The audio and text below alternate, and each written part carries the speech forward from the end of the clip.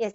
Hello. As Nikhil just mentioned, I was in the batch of from 2012 to 14. I did ME education, and literacy pedagogy was one of my electives. And ever since I did that, I've been very fascinated with children's literature, and I started off with using it in the classroom. But I always had a desire to also write for children. I had been writing like on a blog and personally ever since I was in school, but I always had a desire to write for children. Finally, now after 4 5 years, I got the opportunity. Tulika and Parag Tulika in association with Parag had called for applications for non-fiction writing for children, and I applied.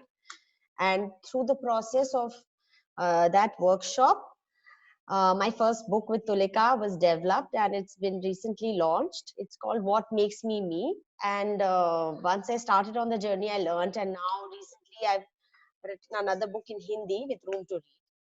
So I've started on the journey to explore writing for children's literature. And since both of these books have come through workshops, I've had the opportunity to learn in the process of writing the book, to learn and get a lot of insights into what goes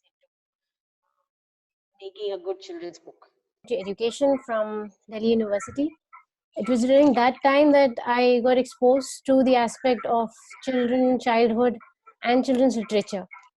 So it was during the interaction that we had with children in the primary grades primarily that I really got interested into how actually children construct knowledge, make sense about their environment, and how stories could actually play a role in identifying spaces where children can let their curiosity out, ask more questions, predict, question authority, traditions.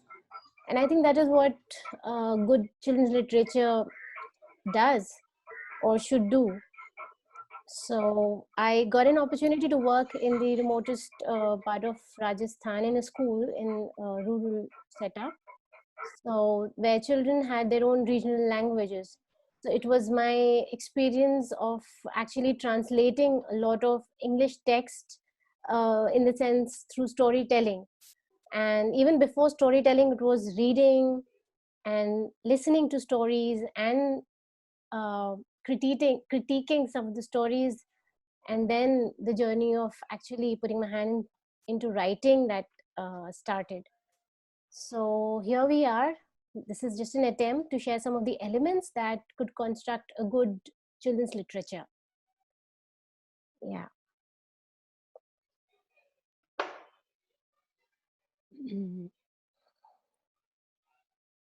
So let's begin.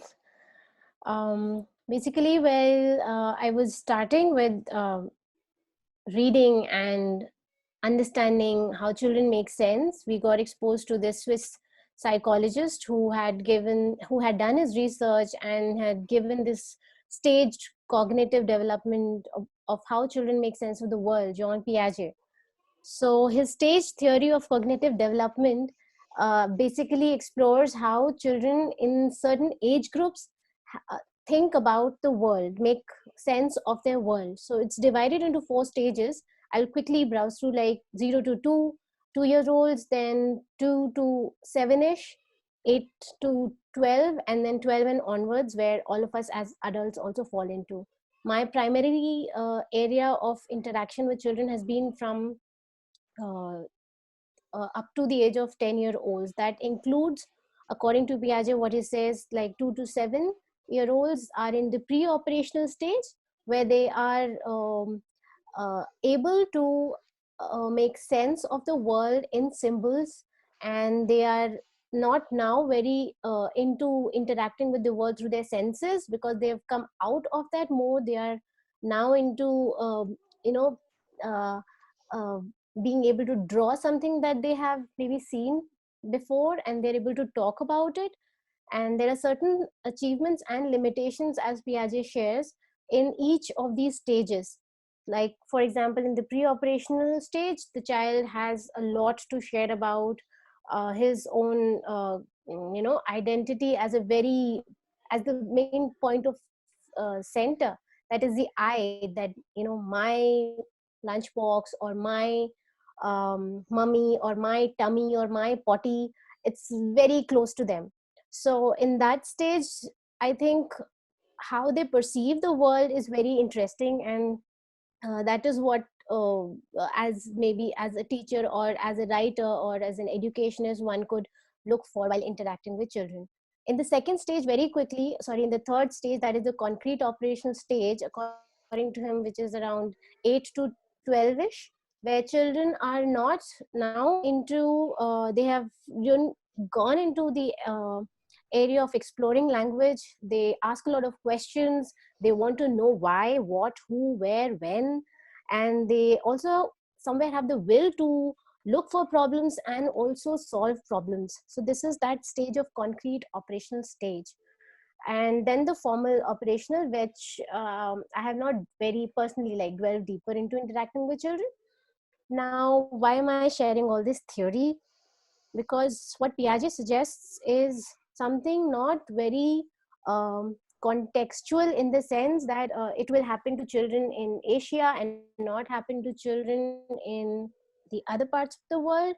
It is some universal characteristics that he identifies, and which really help me understand learners around me. And because I believe that if children think like this, how well a story or how well a script or how well good children's literature should be made, so that children actually can explore areas and move towards making sense of the world. Yeah. As Sheetal is saying, usually while writing for children, the background, the theoretical framework that I fall back upon actually is Erik Erikson's categorization of stages, because simply because it gives me themes to work with and helps to identify what could be the primary concerns at that point.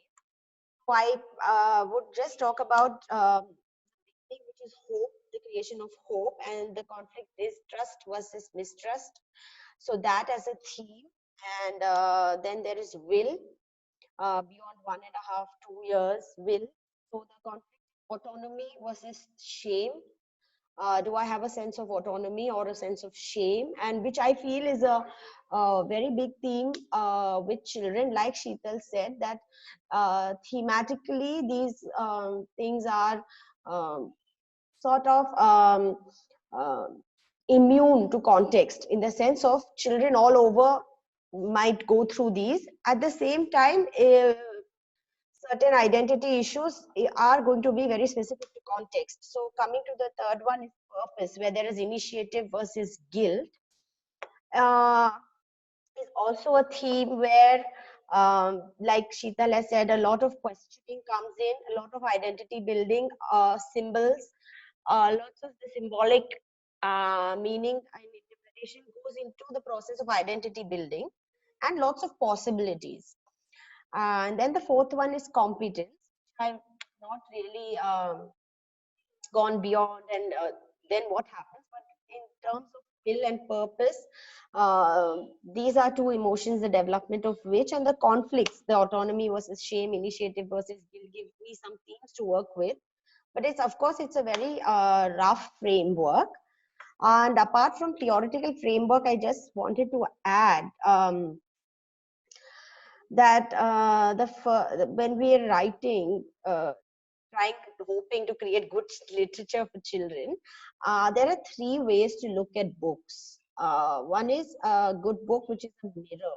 So it provides a child with a way to reflect, shows himself or herself through the book. So struggles that the child might be going through, situations, lot of also social emotional themes. Just the fact that the child is able to reflect in the book, through the book, is one. Two is books as windows, which expand the child's world, so the child can look beyond, because it's not as though there is only reflection which is important, there is only a thing that I am going through, or there is only context that is relevant to me right now. There is also some kind of expansion, looking beyond.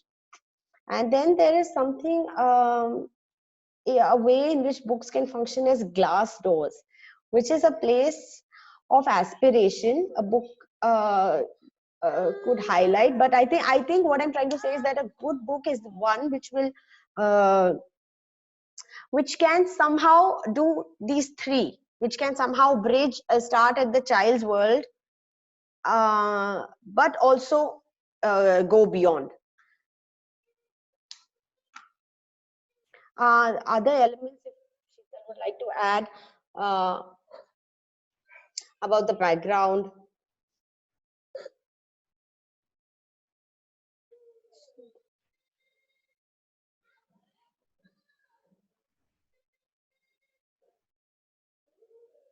People talking about children's literature as a very subjective um, artifact, saying, "Oh, मुझे ये अच्छा लगा" या "मुझे ये पसंद नहीं."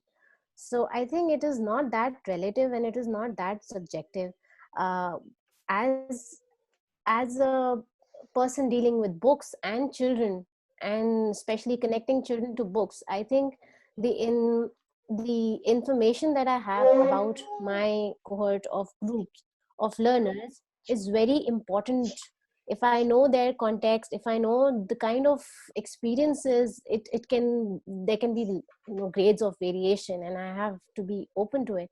But if I have a sense of what they are coming from and what they are coming to the book with, I think then the value of sharing a good book, keeping all these aspects in mind, like not very jargonized language, especially for younger children, for the pre-operational children, senses like dhum dhum dhum or bhap or muthi.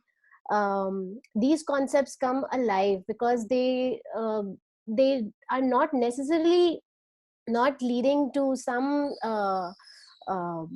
invention or discovery in that way, but the whole idea of being able to relate to the concept, being able to use it in their daily language, being able to just be nonsensical about it, all this makes sense to them, and all this is encouraged in a good children's literature, this aspect.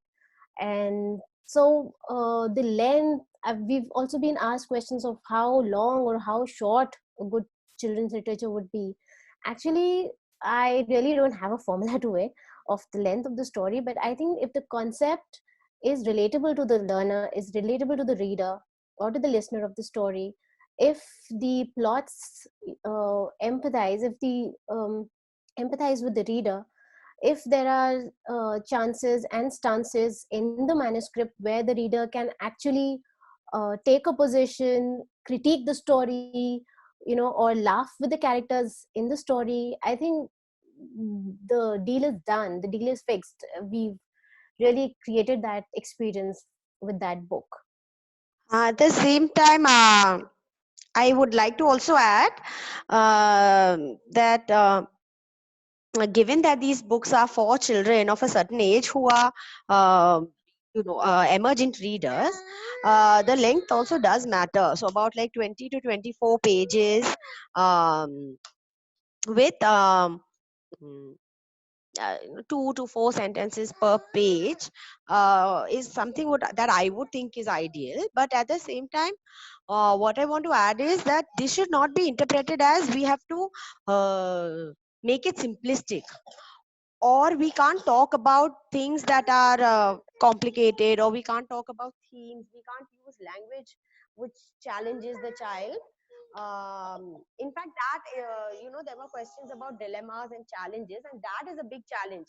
Okay, how can you deal with the theme in a way that you don't need to, you don't like filter it down, you don't water it down, but you're able to deal with it at the child's level. And I think the way to go about that is like what Sheetal is also saying, to bring it down to the child's life. So at the first step, there is a question related to purpose, that why does this matter to a child? How can it matter to a child? How is it relevant to the child's life?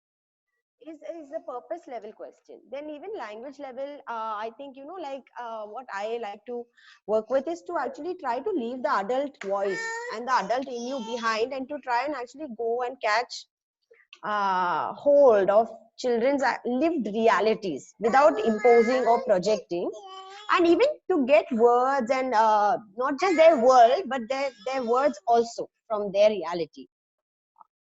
I'll just be back in 1 minute. Sure. I'll take the thread from what Purva has just shared. Talking about lived realities, in children's literature, there's always a question of whether we expose them to realities or alternative practicalities of life, and at what age, and all those questions, which are quite genuine to start with. So I also had similar conflicts of, what to give and how to give, and even to give or not. So I just have one example maybe here, or just an experience that I can share about Puthu. Puthu is a small baby lizard, and who is really upset because he's got loose motions. He's suffering from loose motions. Now, loose motions as a concept is, I think it's very universal, like constipation or losing somebody very close to you or having a toothache. So this lived experience, being experienced by the learner through a baby lizard, can be a space where children actually sympathize and empathize with the character, and be able to also try and understand, and be very imaginative about, okay, a baby lizard suffering from something similar that maybe I experienced. So this could be a lived reality for them. And children, especially again in the pre-operational stage, they are this is their achievement that Piaget shares, that they're able to provide live-like uh, abilities to non-living things. They can do animistic thinking. So that's why they, for example, I've experienced children coming to me and saying, oh, meri cycle na kal gir gayi, usko chot lag gayi, usko dard hua. And something that they've experienced, and then they want to, juxtapose to something very close to them, and also feel ki, oh, usko lag gayi chot. So, there's some kind of an emotion involved. So I think stories, or good stories, evoke that aesthetics in the listener and the reader. It's not just the effective or the informative part that sometimes gets highlighted while storytelling or read aloud sessions, but it's always the experience of the learner, the experience of the or the lived experience of the learner that they want to identify with. And also there are stories which question society, which question the traditions of the society. And there was a similar questions, thank you guys for the questions, by the way. And one of them was, how do we get scripts that really question gender in the primary grades? How do we make it available for them, such scripts that don't actually take them to that moral area of questioning, but to just give them a sense that this is also a way of life, and one can be free in experiencing. And I think good children's literature should provide that experience. And one such book is this. It's called Pippi Lambe-Mose, and it's written by Astrid Lindgren. English, it's called Pippi Longstockings. And this is a 9-year-old protagonist. This is the colored photocopy, guys, that we did for a workshop.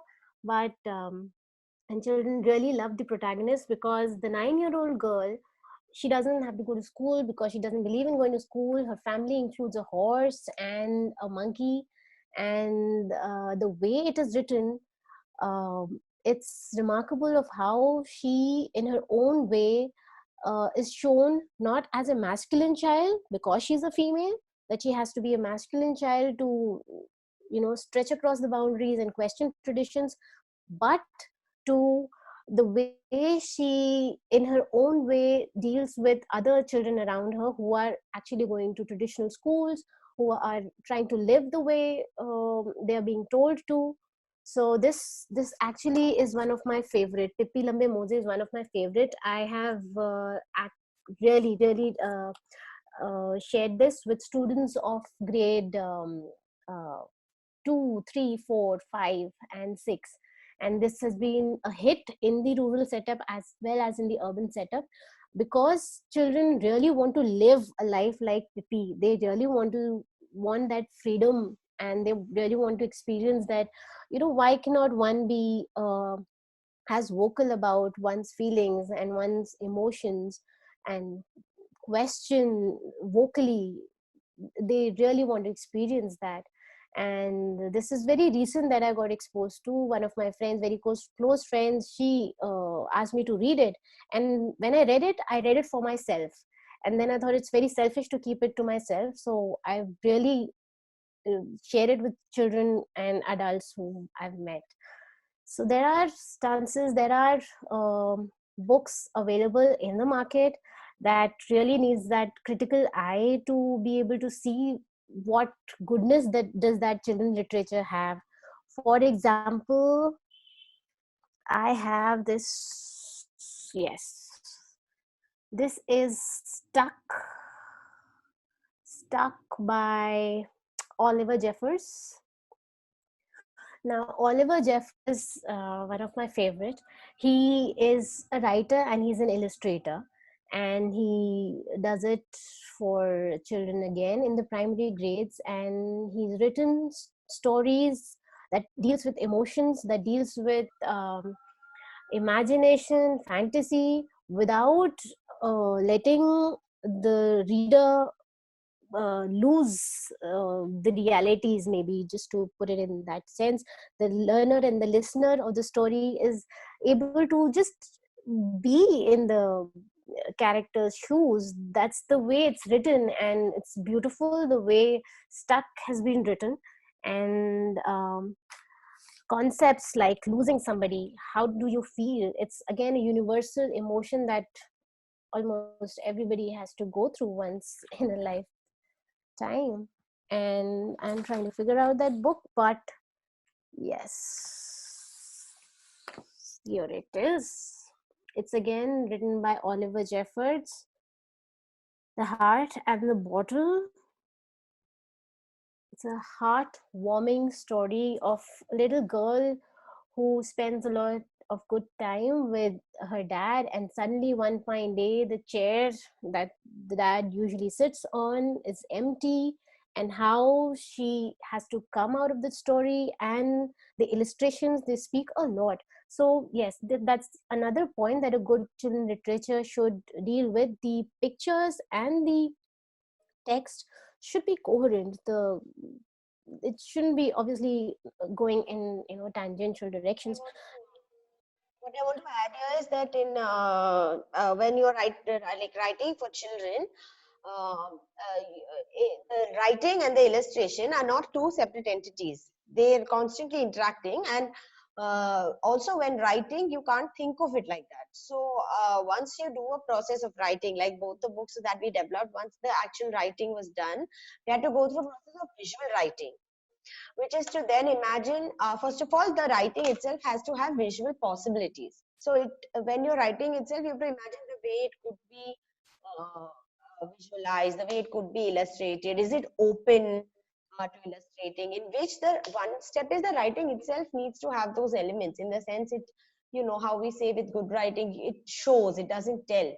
So editing words which might not be necessary, like you do not necessarily need to say red bottle because the red can be shown on the illustration. So that level, the second level is this, to like go through that process of making sure that the writing and the illustration are working together, for which you'll have to do the visual writing for whatever you've written, which will include a step of like I think I've said it. I think both. One is allowing for possibilities. Two is editing the writing to account for visuals, because visuals are not, they're not separate. And even for where themes like gender, equality, racism, all of these are concerned, there is a lot of uh, messages that is being transferred subliminally. So it's not as to say that it's directly there, and a lot of time it's happening through visuals. Like in my book, when we were writing, it's about identity creation, how children go through that process, and what are the elements in it. And eventually, there's a point where they have circle time. Now, in that circle time, without saying anything, what are the names of all the children going to be? What are the dresses? what are they going to wear? Are we going to, do we necessarily have to depict a girl in a particular way or a boy in a particular way? So there can be lots of book, actually children's book, and they go through the book with real curiosity and they go through it multiple times. So the book is loaded with cues and clues all along. So the more we're able to think of that as an author, what are the various elements and where all can subliminal thing happen. The way I think what helps in doing that well is to be aware of our own biases, because we're conditioned beings. We've grown up in a certain way, we've seen life in a certain way, and we have lots of biases, conditioning, stereotyping that we ourselves have. So to be as aware you can be in that process, while writing, and to even do a specific like edit for that just to read the story saying, have I stereotyped, have I used any particular norms, what are my assumptions when I'm writing this, why have I chosen a particular kind of character trait, why have I chosen the name in a certain way. So the more specific details that you're able to go into with awareness of your own biases, the more these things might not the more you're able to take care of these things.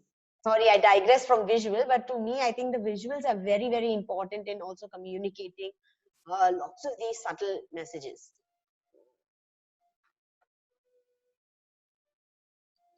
Right. So I think I'm clearly done with some of my elements that I wanted to share with you all. We can request Nikhil, Purva. Yeah, I wanted to just add Sure. I just wanted to add one is again about simple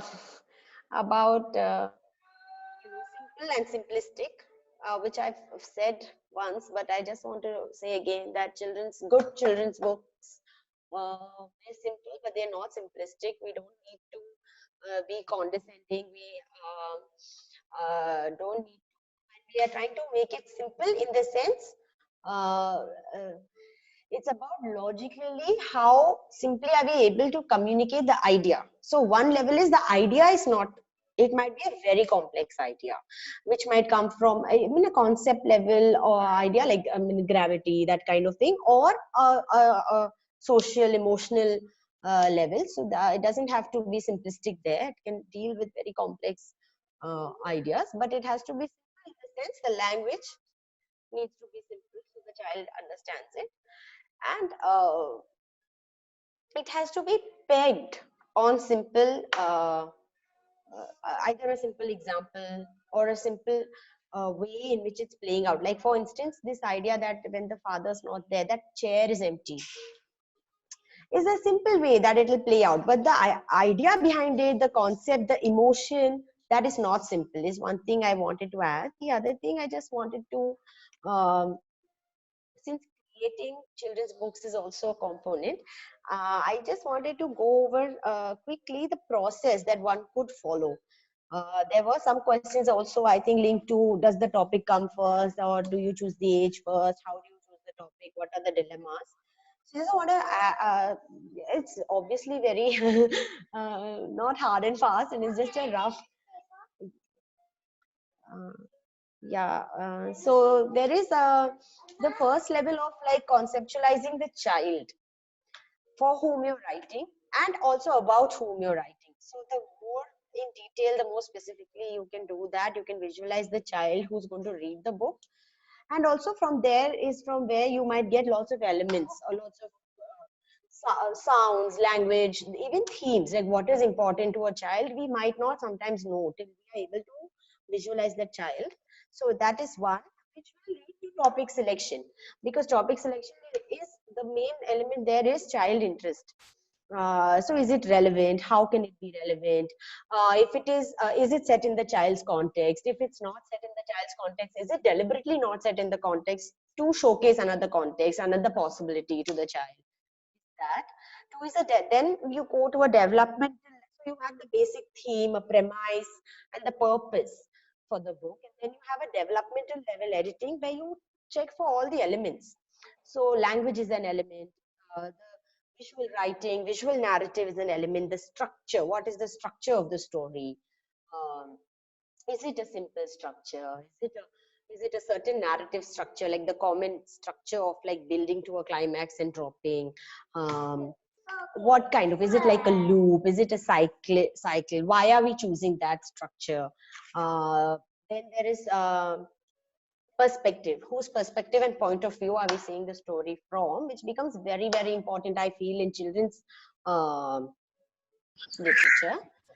And after these developmental level, character elements, that one element also is a character. How are you characterizing a person? Why is it characterized like that? What are they wearing to visualize the person? If they talk, do they have certain traits? The way they talk, those kind of specific details about the character. Then justification for the character and the character's actions. Uh, is that level. Then after which you will do your the visual writing, which is to go over it again and to edit, to accommodate for visuals or to open up more possibilities for visuals.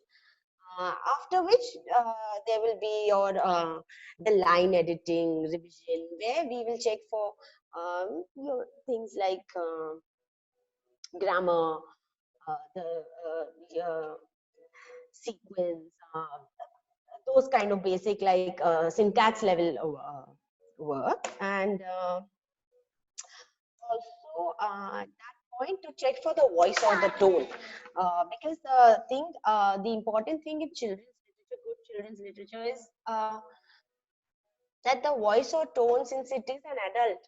There was a question about like adults writing for children versus children writing for children. I feel the voice or the tone here is very important, because if it's an adult talking down to the child or at a child, it's apparent in the book. And so to watch out for that tone, and what is the tone doing, and is it linked to the purpose, and how much are we step into the child's world, becomes relevant in tone, because otherwise an adult agenda is very it's very easy to slip into that. So to watch for tone is, I think, one way to check for that. This is what I wanted to add. But children pick it up, I mean, even in read aloud, if you're saying, like I wrote this book about Machar, the Hindi book from a room to read, and then there was gender there. You won't believe it. Like you would think Machar ki story mein gender kaise aa raha hai? But the thing is, when I thought of Machar, I'm thinking Machar kaat raha hai.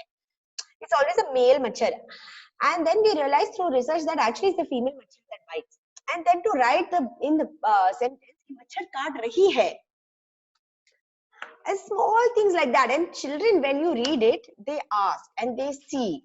And even the What Makes Me, when we are doing a read aloud, they read all the names. What are the names? Or if there is one child with crooked teeth, they observe that. So we can move on to questions now. Were there any questions that you got in the set from the participants that either you or Sheetal want to take up?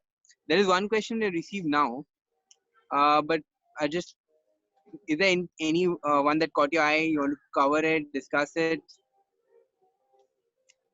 Yeah, Else we can go directly to the one. Yeah, go ahead. there is one question here which says that should we have a moral at the end or a solution, or should we leave it open-ended? My take here is again linked with adult voice. So the thing is, for good children's book, for me, the big filter, and I think it's quite valid, is also that you're writing the book for the child, not for yourself.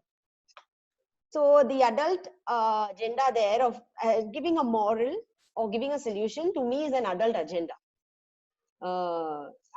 At the same time, exposing to the problem and having a solution figured out might not be, because it might be that the children need a solution to something. And I think if it is left open-ended, full of possibilities, it makes for that makes for good children's literature. I don't think we should have any kind of moral or preaching in it, any kind of telling. The more we show, the better it is. Yeah, Got I it. also think that there'd be morals anyways in the story or in any script. There'd be, you know, just playing honest around or being fair. But the idea of the objective of writing a story or creating a plot should not be, as Purva has put it, not just, you know, to be moralizing around morals. And one can just deal with other important things of why that literature is written. Yeah, I don't think anything can be value neutral. There is a value that Yeah. might be conveyed, but yeah, moralizing is different from that. Yeah, and that's what I'm also trying to say, that is nothing is value neutral in the book.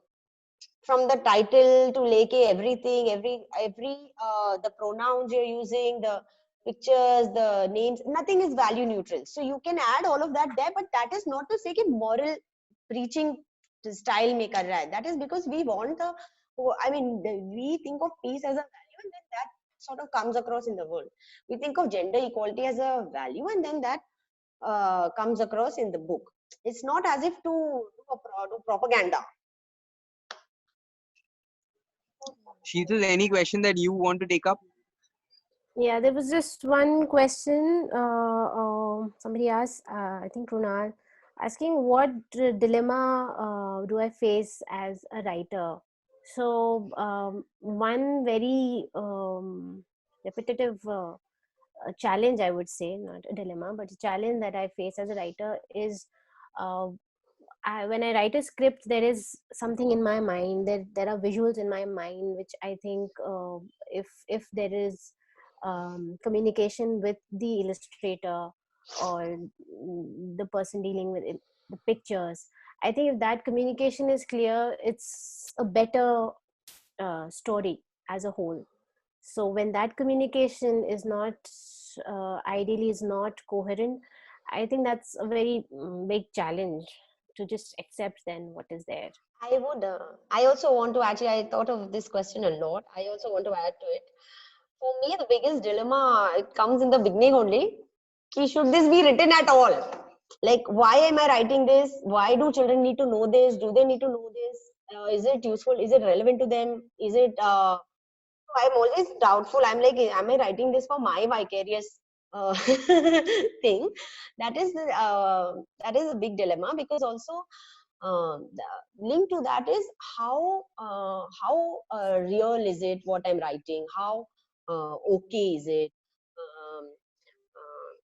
um, because I don't think in children's books it becomes even more uh, relevant, because as adults I feel that we can still say कि हाँ ठीक है, this is the author saying this, or I don't want it, I don't like it.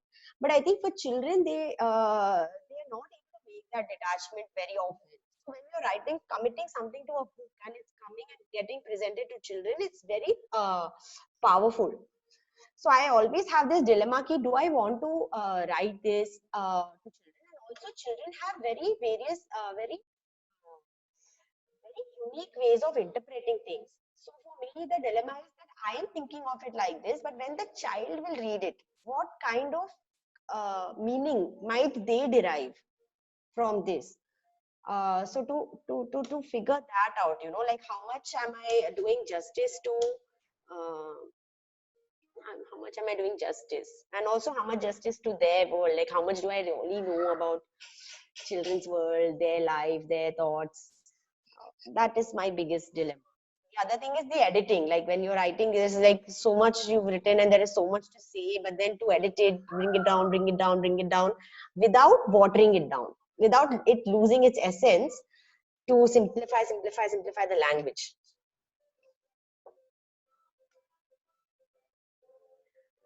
These are Okay, guys. Just a note to the participants: your messages are being forwarded to Purva and Sheetal right now, and they're going through it, and they should like. I think there are quite a few, so yeah. just give them a few seconds to go So through there them, is, and I can see one book, one yeah, question about concept books for children, and Room to Read does concept books, and how are they conceptualized?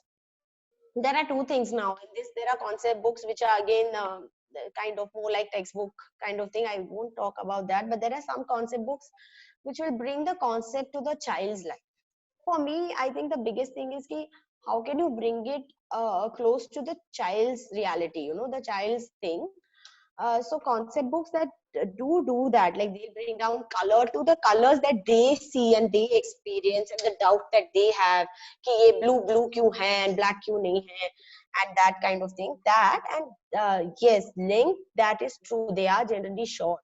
This is the thing with children's literature, that it is short. Not just the book overall, but also each sentence. Also, if you think about especially room to read criteria, when they're doing books, like they have this level grow by karke. So if they're writing the green books and the red books, even the not just the sentence has a limit, but even the word, you can't use. Ideally, they don't want words that are more than 2 syllables. So there is a lot of limit. Then they're generally short because their children are emerging. Not to say that they should not know a lot and all, but they are emergent readers, and they have found in their work that beyond some 18 to 20 pages, they lose their interest. The other thing is, there was a question about working with preschool teachers and can teachers write, and I have this dream that teachers should write for children, because they're so close to children's realities, and they know very precisely what the problems are, what their truth is, what their narratives are. So maybe we can take that up separately after the webinar. Any questions on working with teachers to write for children, and also to use Just a reminder, there is a special interest group that is set up on the portal. So any follow-up questions can be taken up there. Purva and Sheetal will be happy to take it up. There are a couple more questions that are sent to you guys, if you want to take them up. Honestly, I can't see the questions, but I'm getting some questions through various other means. So I'd like to take that up also. Okay, yeah, sure. And this is in alignment with what Purva's also shared about teachers creating text. I think Professor Krishna Kumar has also reiterated a lot many times in his reading, in his speeches, in his lectures, that because of the experiences that teachers have of and the knowledge that they have of the repertoire of experience that children have, it's very important after engaging with them, after reading aloud, after listening to their stories, and also after critiquing stories through a lens. The best creators of scripts are the teachers who are interacting with the children. So it's really important that you read more stories, we listen to more stories, we share more stories, we critique stories, and then we also write more stories for our children. Yeah. Okay. There is one about components. What can be components in children's literature on identity formation? I'd like to talk about that, because that book, my book, is all about identity formation. And actually, I think that at that age, children use the world and all the symbols in the world to form their identity. So all of it, whatever it is, it goes into identity formation. At the same time, what I try to do with my book at that is to first deal with our identity as a human being, like from monkey evolution karke, how we become humans. So what does that mean? Then our identity socially, like me versus me and my friends, my body identity, emotions, how the way I feel. That is the theme. Emotions can be a big theme. Children's literature. Then my things, like even what Sheetal said, that for children, now that my this, my that, my box, my shell is very, very important, and they're very attached to it, and that sometimes can also become a peg through which identity formation can be talked about. Yeah. I have my children to cater to. 2 minutes. Right. Nikhil, if we have time, I don't know how much time we have. If you can just vocalize some questions because I'm not able to see it here. Sure. Just give me 1 second. Sure.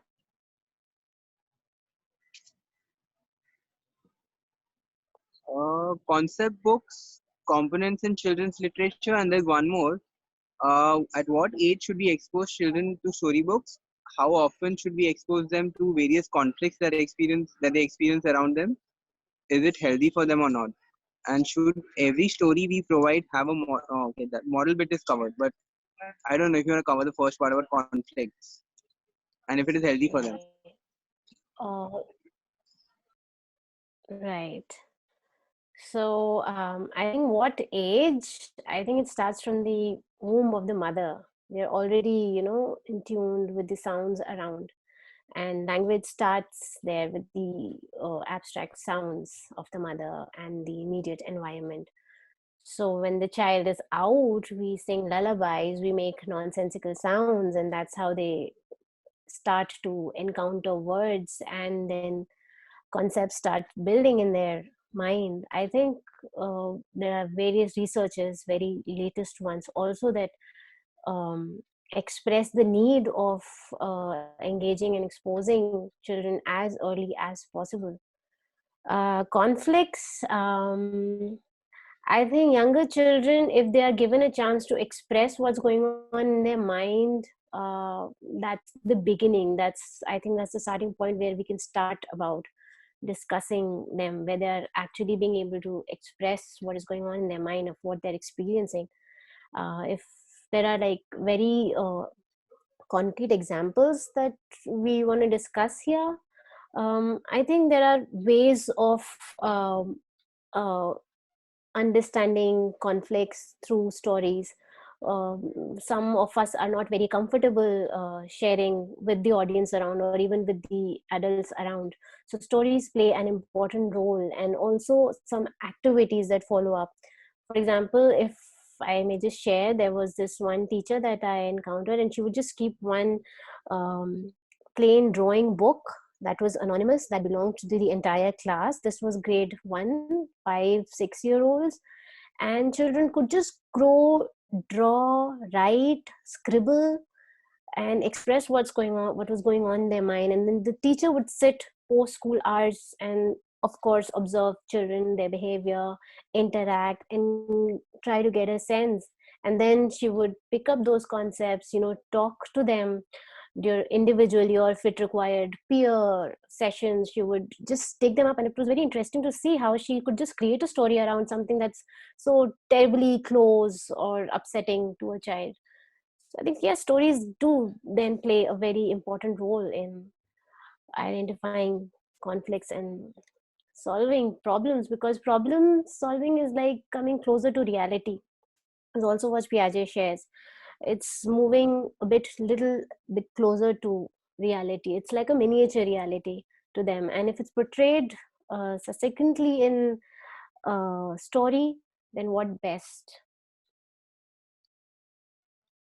Actually, I wanted to add here that I think that a lot more children books are required, which are actually dealing with the conflicts that children go through, because there also exists a notion that children's worlds are very simple and everything is happy-go-lucky, but it might not always be true. They're going through lots of conflicts, and sometimes, like I spoke about the mirror books, just reading a book and reading a story about a character in the story that is going through the same conflict that I'm going through, that might also just be enough.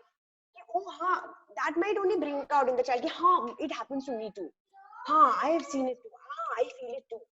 That emotion itself is important, and I feel a lot more books are needed, which are actually bringing up the conflict from the child's world. Yes.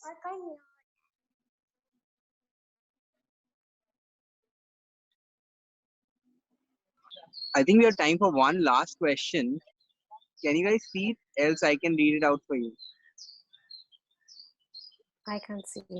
You'll have to read it out, Nikhil, please. Okay. 1 second.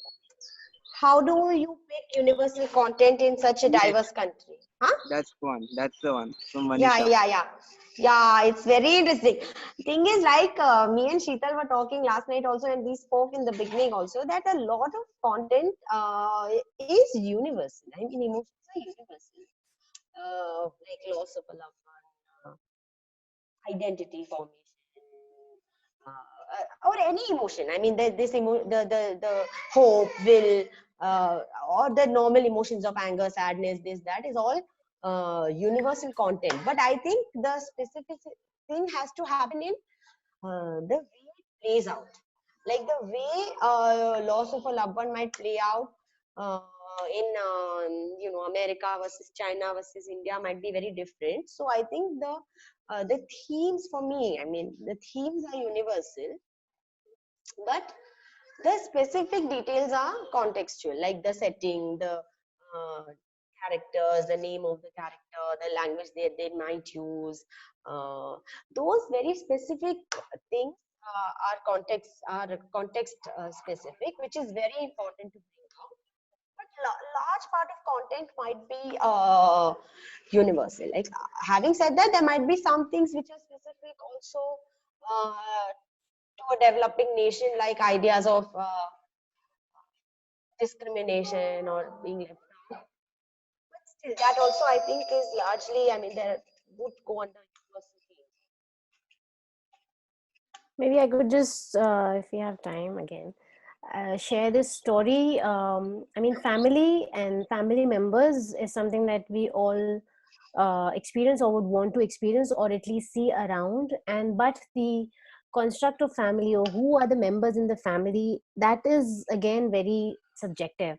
So here is a book called Daddy, Papa, and Me, and we can imagine of what the story might be about or what would it be dealing with. And it's about, again, a family and how this child does what with their with the members, two daddies, one daddy and one papa, sorry. And it's like it's a picture book. It's for very young children, you know. And of course the setting, the illustrations are not very contextual for Indian children, but again, the way the family as a universal construct is dealt with, the way the traditions are questioned through a storybook for pre-primary children, primary children, I think this is what a good children's literature can do. It has that potential.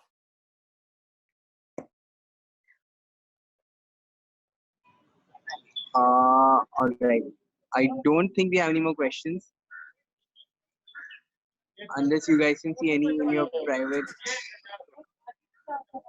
Any final thoughts before we close?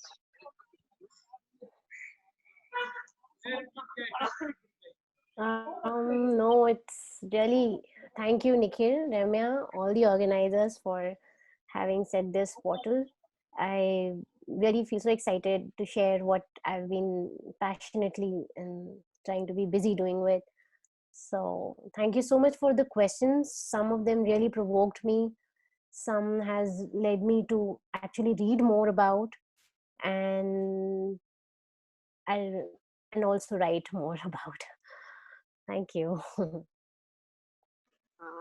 I also want to say thank you. I really had fun. I didn't think I'll be sharing some insights about writing children's books ever. And I still want to put a big disclaimer on things I've said because I'm learning. And but I would be very interested if we do make a special interest group and we can do some sharing and research and maybe even writing, and that would be interesting to do. And thank you very much for the questions. Yes, like Sheetal said, the questions were very interesting. And yeah, thank you, Nikhil, and thank you for hosting this. I was really excited. Guys, Bye, guys. yeah, enjoy. Bye.